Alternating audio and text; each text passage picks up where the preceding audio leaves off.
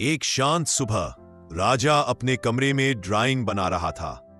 अचानक उसकी नजर एक अजीब चमकती हुई पेंसिल पर पड़ती है।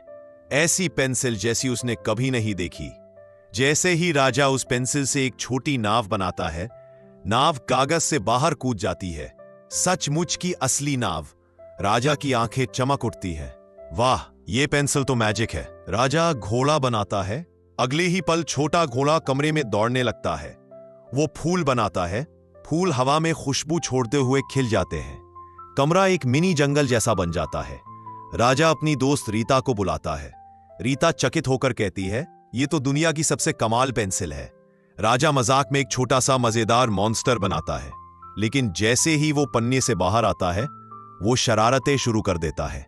कुर्सियां उल्टी, तकिए उड़ते हुए, घोड़े और फूल सब डर कर छिप जाते हैं।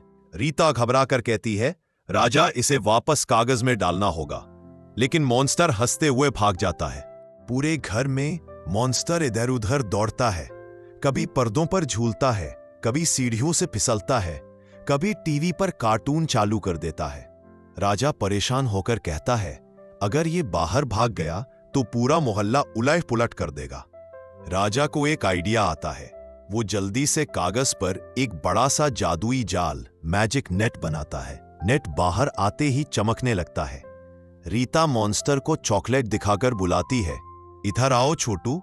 मॉन्स्टर जैसे ही चॉकलेट लेने आता है, जादुई जाल उसे पकड़ लेता है।